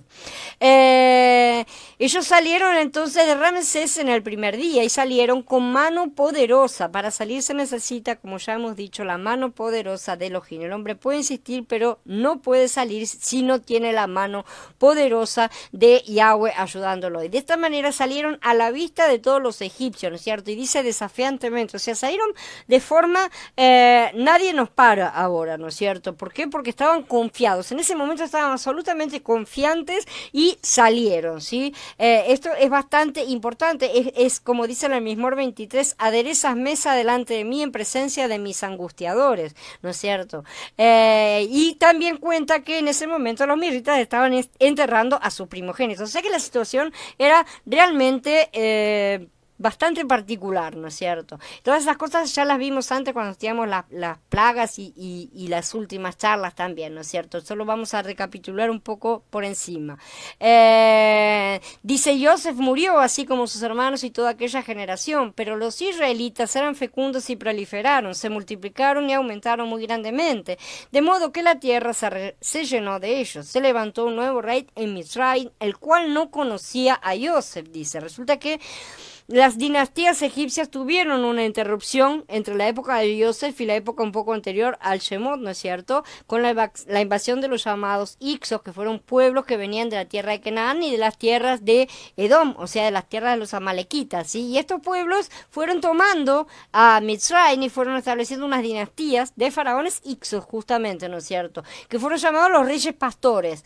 Y fue durante esa época cuando los Ixos, que venían de la tierra de Canaán, estaban como faraones, ¿no es cierto?, en Misraim, y cuando Joseph tuvo acceso a ser visir, ¿no es cierto?, en Misraim, que es el segundo, era el segundo, ¿no es cierto?, en el poder. Y así, bueno, la familia de Joseph también tuvo acceso cercano al faraón Ixo, cuando tuvieron un lugar privilegiado, ¿no es cierto? Pero después, a partir de la siguiente generación, ¿no es cierto?, después se levantaron unas nuevas dinastías de los egipcios nativos, ¿no es cierto?, y expulsaron a esa dinastía que había venido de afuera, ¿no es cierto? Y estos, claro, no fueron favorables a Israel, obviamente, porque habían venido y los otros los habían favorecido. Entonces siempre pasa lo mismo, ¿no es cierto? Cuando sale cuando sale el presidente con toda la cosa vieja, ¿no es cierto? Nadie quiere, los nuevos no quieren saber nada con los viejos, ¿no es cierto? Y siempre se tratan mal y hablan mal y se echan la culpa de las cosas unos a otros. Así que, por eso dice, en esta cosa dice, entre tanto se levantó sobre Misraim un nuevo rey que no conocía a Joseph, ¿sí? Es decir, empezaron a gobernar de nuevo los antiguos egipcios, y estos son justamente los hamitas, los descendientes de Ham, porque son los que estaban en aquel territorio. Antes de eso no habían estado. Los egipcios no querían que se fueran los israelitas porque querían mantenerlos esclavos, justamente. Así que desde aquí ya vemos que aparece la situación de esclavitud y de opresión de Mitzrayim, que es una de las cosas básicas de las cuales se va a salir de Ramesés, ¿no es cierto? Acá tenemos en Mitzrayim toda esa situación opresiva, ¿no es cierto?, de molestia, de carga, de trabajo forzoso, toda esa cosa en la cual estaban siendo oprimidos todos los israelitas, ¿no es cierto? Para entender un poco más lo que es Mitzrayim, vamos a ver primero las visiones de Daniel también, porque necesitamos ver el panorama completo mundial de las civilizaciones como aparecen en las escrituras también, porque esa es la otra cosa que también se ve a lo largo de las escrituras y que normalmente no se la ve de forma completa, ¿no es cierto? Daniel vio subir del mar donde peleaban entre sí los cuatro vientos, ¿se acuerdan? A cuatro bestias, ¿sí? Una después de la otra, y sabemos que cada una de ellas representaba una civilización, porque lo explican las propias escrituras, ¿no es cierto? Hola Karen, bienvenida. Entonces, tenemos estas bestias que serán un león, un oso, un leopardo y una bestia terrible que Daniel no pudo describir con ningún animal que se le pareciera porque no tenía para él ningún comparativo. Pero más tarde volvemos a oír de estas 4 bestias, justamente cuando aparece la última bestia del Apocalipsis, ¿no es cierto? La bestia final, que en Gilgalut capítulo 13 dice: vi que subía del mar una bestia que tenía 10 cuernos y 7 cabezas. Sobre sus cuernos tenía 10 diademas y sobre sus cabezas había un nombre blasfemo. La bestia que vi era semejante a un leopardo, sus pies eran como de oso y su boca como la boca de león. Sí, el dragón le dio su poder y su trono y gran autoridad. Del dragón dice: y apareció otra señal en el cielo, y vi un gran dragón rojo que tenía 7 cabezas y 10 cuernos, y en sus cabezas tenía 7 diademas, en el capítulo 12, ¿sí? Y la bestia, en el capítulo 17, es complementada, dice: y el Malak me dijo: ¿por qué te asombras? Yo te diré el misterio de la mujer y de la bestia que la trae, la cual tiene las 7 cabezas y los 10 cuernos. La bestia que has visto era y no es, y está para subir del abismo e ir a la perdición. Y los moradores de la tierra, aquellos cuyos nombres no están escritos desde la fundación del mundo en el libro de la vida, se asombrarán viendo la bestia que era y no es y será. Entonces, lo que Daniel vio fueron 4 bestias separadas, ¿no es cierto?, que finalmente van a aparecer en los últimos tiempos reunidas en una única bestia, una única gran civilización unificada, ¿sí? La definitiva aún no había subido en los tiempos de Yahanan. Si imaginamos el tiempo como una línea, ¿no es cierto? ¿Sí? Una cinta larga, ¿sí? El tiempo que nos toca vivir será el pedazo de la cinta que tenemos bien acá delante nuestro, ¿no es cierto? Así que cuando Daniel tuvo sus visiones, el pedazo, digamos, que tenía delante, estaba parado en la época entre la caída del imperio babilónico y la ascensión del imperio persa, ¿sí? Ese era el momento histórico de Daniel, ¿sí? Aproximadamente. Pero Yahanan estaba mucho más adelante en el tiempo, en su visión. Yahanan no está en el mismo tiempo en el que estaba Daniel mirando, ¿sí? Y él estaba durante el imperio romano, ¿sí? Como dice, aquí se requiere una mente que tenga sabiduría. Las 7 cabezas son 7 montes sobre los cuales está sentada la mujer, y son 7 reyes. 5 han caído, uno es y otro aún no ha venido. Y cuando venga debe quedar solo por un breve tiempo, dice Gilgalut en el capítulo 17. Entonces, en la época en que Yahanan estaba vivo acá adelante, o sea, el momento del tiempo en que estaba parado delante de su pedazo de cinta, ¿sí? Estaba reinando el 6º rey. Eso es lo que está diciendo acá Yahanan. Yahanan estaba mucho más en el futuro que Daniel, ¿no es cierto? Y el imperio de su época era el romano. Pero hay que tener en cuenta que Daniel estaba viendo desde Babel entonces hacia adelante. Él estaba viendo al futuro. Ahora sí, si en cambio Yahanan en Gilgalut está en tiempo de Roma mirando tanto hacia atrás como hacia adelante, porque todavía hace previsión de cosas futuras, ¿no es cierto? Por esa razón Daniel no ve sino 4 bestias, nada más. Él ve el imperio babilónico, el medo-persa, el griego, y después ve al imperio romano, que continúa hasta dar lugar al hijo de perdición, como dice Shaul en Tesalonicenses 4. Porque ya está en acción el misterio de la iniquidad. Solo que hay quien al presente lo detiene, el imperio romano, ¿sí? Era el que lo estaba deteniendo, hasta que él a su vez se ha quitado de en medio. De entonces se manifestará aquel inicuo, y continúa hablando, ¿no es cierto? El imperio romano todavía tenía que ser quitado de en medio para que estas 4 bestias se unieran en una sola bestia, ¿no es cierto? Basta ver la historia medieval monárquica para entender cómo ellos terminaron uniéndose, ¿no es cierto?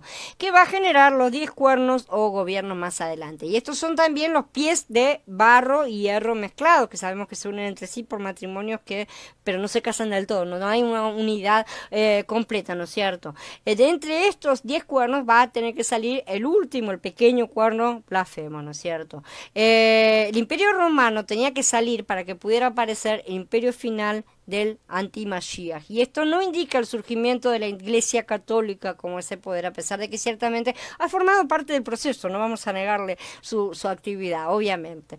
Seguimos leyendo lo que dice Yahanan, y dice: esto para la mente que tenga sabiduría. Las 7 cabezas son 7 montes sobre los cuales se sienta la mujer, ¿sí? Sabemos que la ciudad de Roma está sentada sobre los llamados 7 montes palatinos, ¿no es cierto? Pero cada monte de la profecía en las escrituras dice también que representa reinos, ¿sí? Y aún el reino de Elohim es un gran monte, es descrito como un gran monte también, ¿no es cierto? Y como no podemos decir que ninguno de los 7 montes de Roma haya sido un rey, porque no lo fue, ¿sí? Insistir en descartar las escrituras no es interpretar con el ruas, sino forzar las cosas.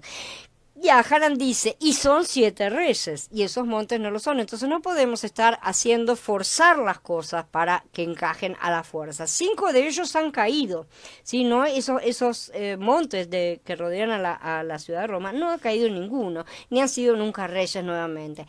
Uno es y el otro aún no ha venido. Si 5 han caído, uno es. Estamos en el sexto. Esa es la línea de tiempo, ¿sí? Y cuando venga necesario que dure breve tiempo el que sigue, ¿no es cierto? Entonces, cuando dice 7 reyes, la palabra rey no se refiere a una persona. También, o sea, ahí es donde se puede cometer un error. Cuando en Daniel 7 dice que había 4 reyes, no se refería a 4 personas únicas. El rey de Babel era un rey, ¿no es cierto? Pero Nabucodonosor es el rey de Babel, Nabónido fue rey de Babel, Belsasar fue rey de Babel, ¿no es cierto? Lo mismo sucede con los persas. Ciro era rey de Persa, Cambises fue rey de Persa, Darío fue rey de Persa, ¿no es cierto? El rey es la posición cabeza de la persona, no representa, no quiere decir que haya sido una persona única, sino ese cargo humano a lo largo del tiempo de duración de cada uno de esos de esas civilizaciones en sí, ¿no es cierto? Entonces, esa es a eso a lo que se refiere. Esa es la forma en la que Yahweh ve las cosas desde lo alto. No interesan las pequeñas marionetas, tanto en sí, sino el sistema al cual sirven, ¿sí? Fueron reyes, sí fueron reyes, esos son los nombres, sí son los nombres, pero todos fueron reyes, entonces todos ellos en sí forman el cuerpo del rey, por así decir. A ver si nos entendemos en cómo unificarlos en uno solo. Y Ahanan entonces dice que son 7 reyes, ¿sí? Y que 5 de ellos han caído.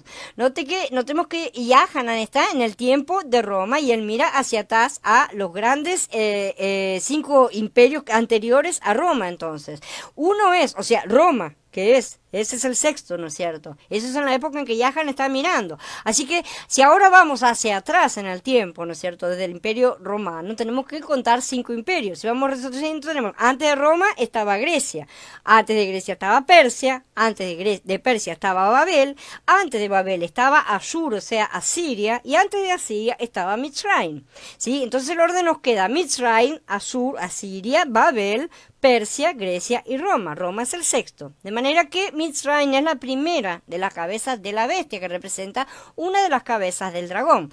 Notemos que existen las 7 cabezas de la bestia y las 7 cabezas del dragón. También el dragón tiene 7 cabezas, ¿sí? Solo que el dragón es la parte espiritual, por así decirlo, ¿no es cierto? El príncipe gobernador de las tinieblas, es el caballero sobre el caballo, que ya hemos estudiado en otras series, ¿sí? Que después tiene su expresión en la llamada civilización del imperio dominante, ¿no es cierto? A cada uno le toca en el imperio que le toca. Por eso aparecen 7 cabezas del dragón y 7 cabezas de la bestia, como dice en Efesios 6, los gobernadores de las tinieblas de este siglo. Esas son justamente estas cosas. Esta es la sucesión de civilizaciones que en algún momento retuvieron la nota de deuda de Israel, que ya estudiamos en la serie de la cebada, el trigo y la uva, ¿no es cierto? Particularmente en el capítulo 22 de esa serie.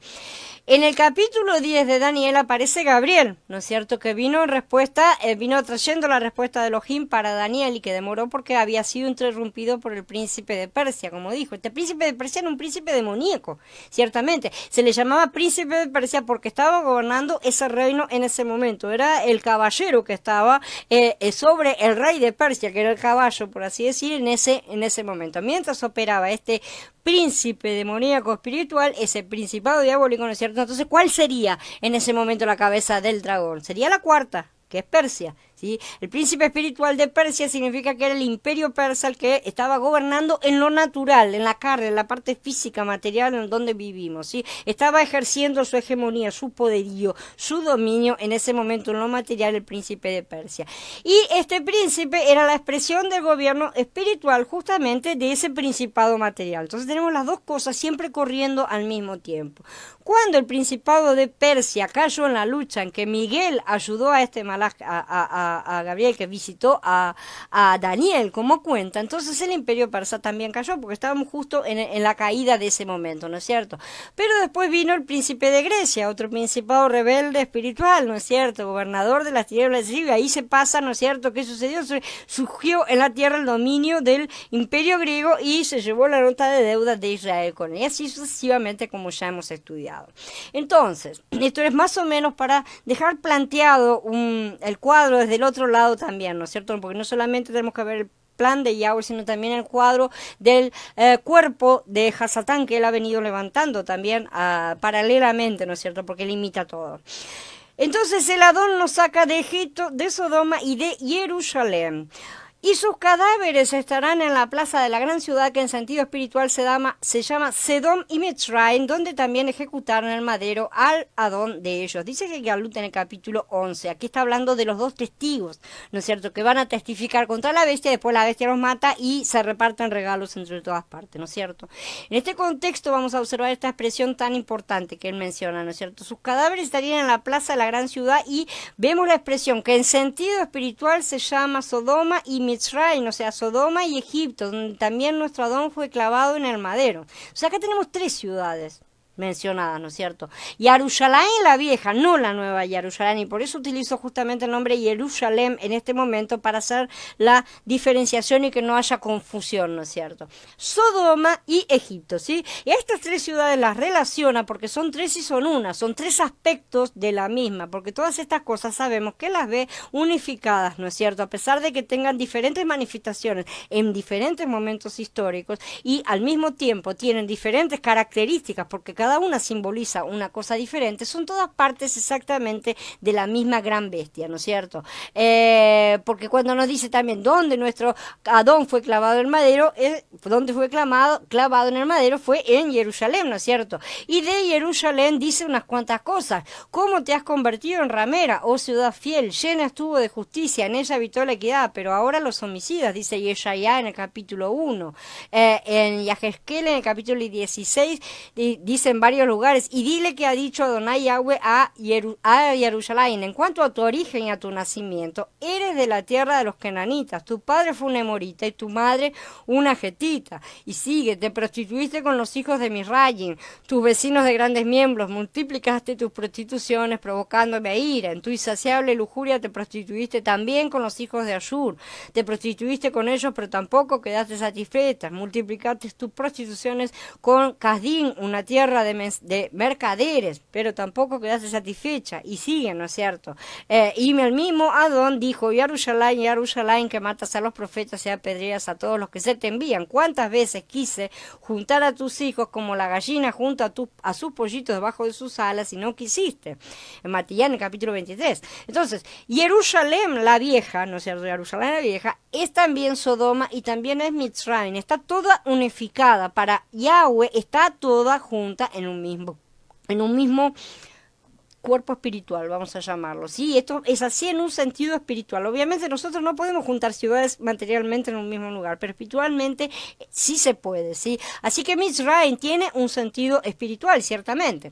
El Adón a veces a su pueblo lo trata también de Sodoma y le dice príncipes de Sodoma en Yeshaya en el capítulo 1. Lo llama de esa manera, como si fueran de Sodoma, y sin embargo se está refiriendo justamente a los príncipes de Jerusalén y les dice esas cosas. Por eso quería llamar la atención a esta expresión, estas conexiones, porque Elohim nos va a mostrar realmente una salida que Él ha estado haciendo. Él ha estado sacándonos y conduciéndonos, como en todas las salidas, como en Shemot, que es salida justamente. ¿Sí? El problema es que la gente siempre se niega a salir, porque no vemos las bestias. Nosotros vemos pavaditas, ¿no es cierto? Cosas que por ahí nos gustan y nos agradan nada más, pero no estamos viendo las bestias. Por eso los judíos no quisieron salir de la era de Pesaj y la mayoría de los cristianos hoy se niegan a dejar su era de Pentecostés. Así que aquí tenemos 3 aspectos. Jerusalén, es decir, Jerusalén la vieja, ¿sí? Que es el viejo, que es Agar y todas esas cosas. Sodoma y Egipto, pero todas esas 3 son la misma ciudad, ¿sí? 3 aspectos distintos de la misma ciudad.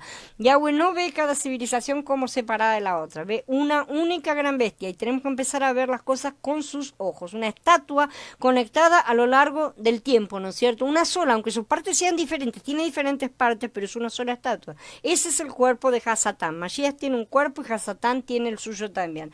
De manera que el Adón nos saca de Egipto, y cuando nos saca de Egipto, ¿de dónde nos saca? Nos saca del cuerpo de Hasatán. Nosotros estábamos en el cuerpo de Hasatán y ahora hemos sido colocados en el cuerpo de Mashiach, ¿sí? El último Adán, ¿no es cierto? Esa es la falsa novia que tiene Hasatán. el cuerpo que él levanta, así que es la ramera.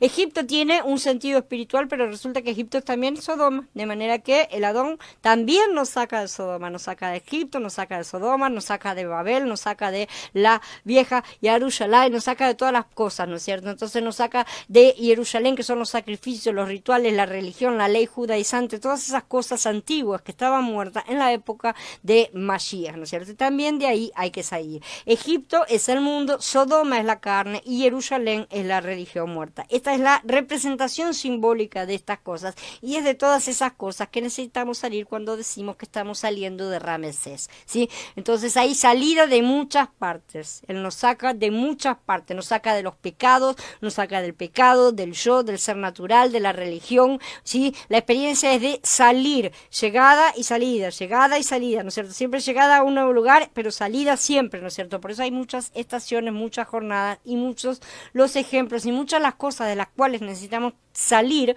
porque nos hemos llenado de muchas cosas que traemos justamente de Egipto. Entonces, ¿de qué somos exactamente liberados? Las cabezas del dragón se corresponden con las cabezas de la bestia, como mencionamos, ¿no es cierto? Porque las cabezas del dragón son principados demoníacos que determinan las llamadas civilizaciones de los grandes imperios, ¿sí? Tenemos que Mitzrayim es la primera cabeza del dragón y es la primera cabeza de la bestia. Entonces tenemos que entender un poco qué significa estar en Mitzrayim y qué significa salir de Mitzrayim. La palabra de Adón no nos dice que tenemos problemas solamente con nuestros pecados. La palabra nos dice que también tenemos problemas con el pecado, ¿no es cierto? También la palabra de Adón nos dice que tenemos problemas con el pecador. Y no es, todas las cosas no son lo mismo. Si yo, todas esas cosas, recomiendo la lectura de la serie Cuerpo, Alma y Ruach, donde están un poco más especificado porque no vamos a profundizar acá, ¿no es cierto? Aquí ahí en esa serie justamente hablamos de los pecados, el pecador y el pecador. Y tenemos el hecho de que la sangre es para librarnos de los pecados, el madero nos libra del pecado y el ruj nos libra de la ley del pecado y de la muerte de la carne. Entonces la condición en Ramesés es una condición de verdadera y completa esclavitud, aunque la gente normalmente no lo ve, ¿no es cierto? Y solamente se siente un poco mal, un poco incómoda, un poco desajustada, pero no ve en toda la plenitud la situación en la que estábamos. No la veíamos cuando estábamos y muchos tampoco la ven después de haber salido, ¿no es cierto? Al mencionar los pecados se refiere a las transgresiones, ¿sí? Lo que hicimos mal, las cosas que hacemos mal. El pecado se refiere a la naturaleza pecaminosa vendida al poder del pecado que heredamos de Adán, ¿no es cierto? Eso lo ha heredado todo ser humano, todos lo tenemos, ¿no es cierto? Con excepción del Adón y Yeshua, ya sabemos por qué también. El pecado es algo más grave en sí que los pecados, ¿sí? Porque es la condición interna que nos impulsa a cometer los pecados, es esa fuente de la cual sale la fuerza por la cual cometemos los pecados, de manera que la salida no es solo salir de la culpa de las transgresiones que ya cometimos, ¿sí? Ay, hice aquello, hice aquello otro, no, también sacar esa naturaleza que tiene esa inclinación a cometer esos pecados. Tenemos que ser librados de lo que hicimos y tenemos que ser librados de lo que somos. Las dos cosas tenemos que ser librados, ¿no es cierto? Pero todavía el problema no ha sido del todo cubierto de esta forma, porque no ha llenado la medida de la cabeza del dragón y de la bestia, ¿no es cierto? La primera cabeza que es Mitzrayim. A raíz del pecado, los pecados y los pecadores, ¿no es cierto? Surge un sistema, una civilización que se llama el mundo, ¿no es cierto? La conocemos como el mundo, el sistema, podemos llamarla como queramos, ¿sí? La intención de los es también librarnos del mundo, de ese sistema. Las escrituras hablan no solo de ser librados de los pecados, sino también del pecado y del viejo hombre y de la carne y del yo y también del mundo. Así que son muchas las cosas que necesitamos ser librados. Pero resulta que el mundo, es decir, la bestia de las 7 cabezas, ¿sí? Las llamadas civilizaciones, tiene príncipes.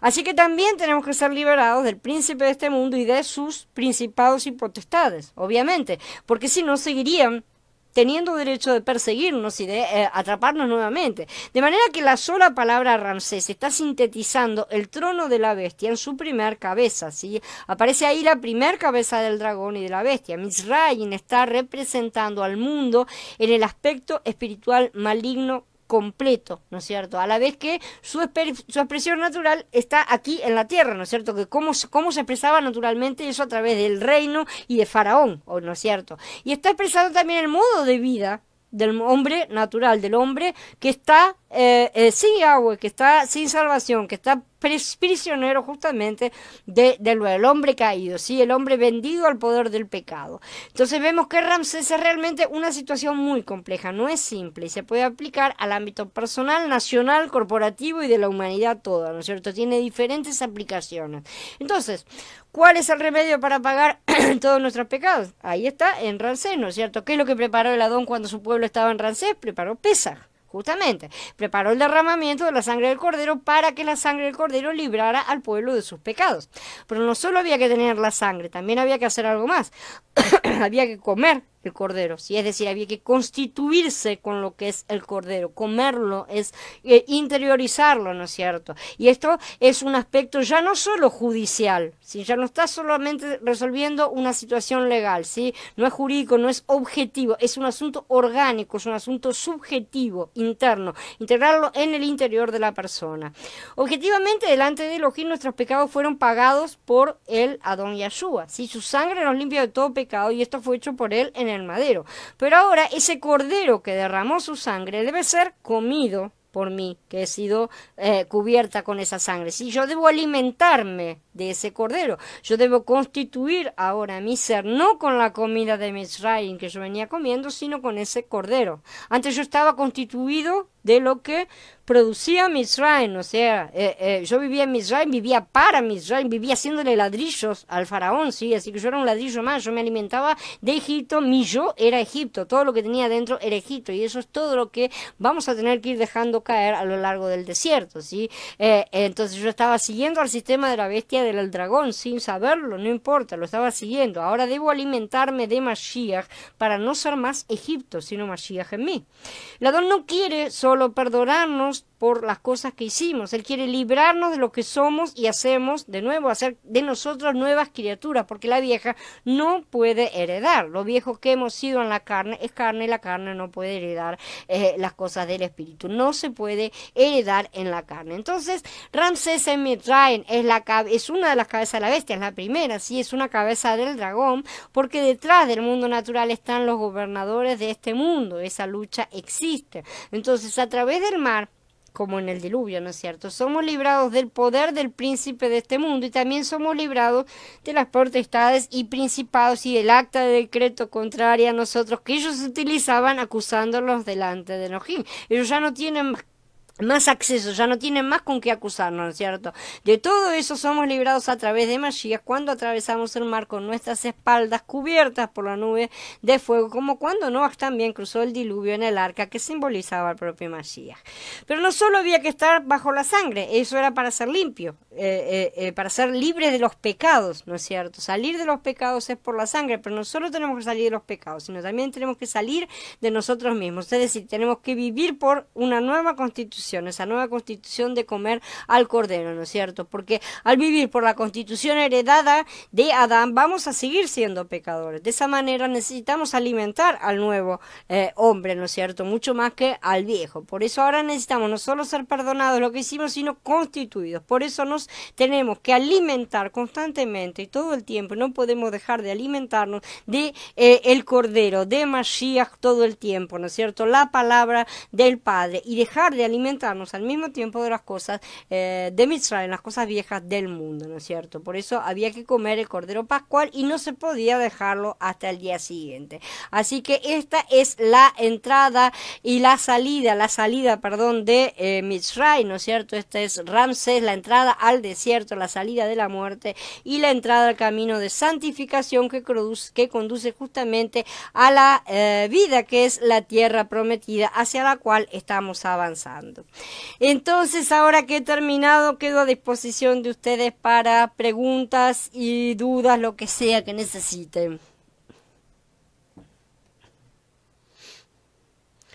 A ver, dice Gaby, muy interesante la charla, la noté en todo lo que puedo escuchar que es como una introducción a lo que se viene. Sí, básicamente sí, estamos plantando las bases más o menos en general de todo lo que vamos a empezar a ver ahora, porque la parte importante van a ser todas las jornadas, todas las cosas que hay que aprender justamente en el desierto. Y había que centrar un poco el panorama general, por así decir, ¿no es cierto? Bueno, me alegra Maribel. Dice Carla, excelente. Me imagino que lo de las ciudades y las bestias que siguen son las demás cosas de las que van a ser más difícil despojarnos. No, las ciudades y las bestias son las diferentes que no son ciudades, son civilizaciones de las bestias, porque tenemos Persia, Grecia, no sé, son grandes imperios que hubo levantados, son diferentes imperios que a lo largo del tiempo fueron conformando el cuerpo de Hasatán, por así decir. La cuestión es que son distintos, históricamente son distintas épocas en las cuales hubo diferentes relaciones. Lo que nosotros vamos a ver ahora es directamente la salida del mundo en sí, o sea, representada por la salida de Mitzrayim nada más. Lo otro era planteando la bestia por completo, por así decir, para mostrar que Mitzrayim es justamente la primer cabeza de esa bestia, porque normalmente la dejan de lado a la primer cabeza y no se hace el paralelismo entre Daniel y Yahanan y Egipto siempre queda fuera de las bestias, ¿no es cierto? Sin embargo, son diferentes todas las cosas que vamos a ir estudiando. Cuando lleguemos al momento histórico de cada una, vamos a ver qué es lo que representa cada una, ¿no es cierto? Hoy vamos a ver lo que representa en sí salir de Mitzrayim específicamente, y eso es lo que vamos a ver en el desierto, todas esas salidas pero dentro del desierto. Bueno, si nadie más tiene preguntas, damos por encerrada la charla. Abba sigue iluminándonos, siga mostrándonos todas estas cosas de sus caminos que ya vamos a ver más. Vamos a empezar directamente ya de pleno con cada una de estas jornadas. ¿Cuál es el mensaje que cada una de estas jornadas tiene para nosotros? Entonces, hermanos, nos vemos mañana para seguir con la otra serie. Abba siga bendiciéndonos a todos. Shalom, a todos los amo mucho en Mashiach.